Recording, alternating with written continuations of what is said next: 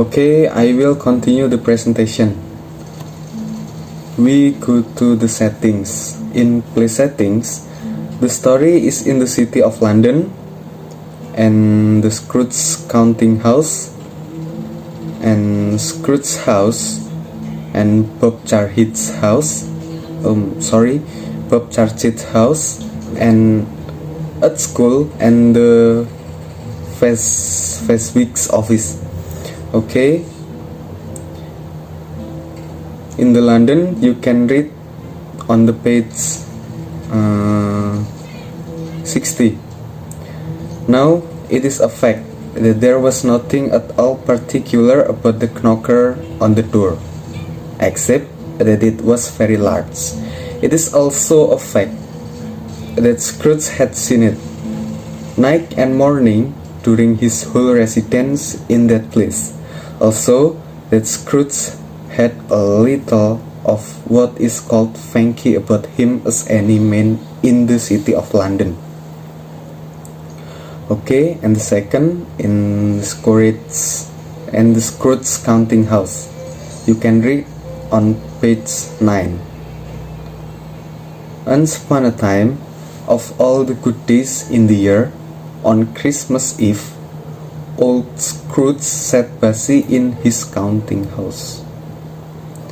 Okay, and the third, Scrooge's house, you can read page 15.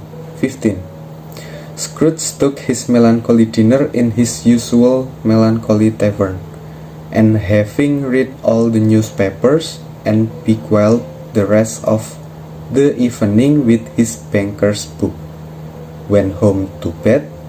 He lived in chambers which had once belonged to his deceased partner. Okay, 1, 2, 3, 4, and the 4 Bob Charchit house you can read on the page 52. And perhaps it was the pleasure the good spirit had in showing of his power of his, or else it was his own kind, generous, hearty nature and his sympathy with all poor men that led him straight to Scrooge's clerks. For there he went and took Scrooge with him holding to his robe, and on the threshold of the door the spirit smiled and stopped to bless Bob Charchit's dwelling with the sprinkling of his thoughts. Think of that, Bob had but 15, Bob, a week himself. He pocketed on Saturday but 15 copies of his Christian name, and yet the ghost of Christmas present blessed his 4-room house. Okay, and at school you can read page 63. Scrooge's niece played well upon the harp, and played among other tunes a simple little air, a mere nothing you might learn to whistle in 2 minutes, which had been familiar to child who fed Scrooge from the boarding school, as he had been reminded by the ghost of Christmas past. Okay, and the last, Fezwick office, you can read page 36. "Yo-ho, my boys," said Fezwick. "No more work tonight, Christmas Eve. Dick Christmas, Ebenezer. Let's have the shutters up," cried old Fezwick, with a sharp clap of his hands before a man can say Jack Robinson.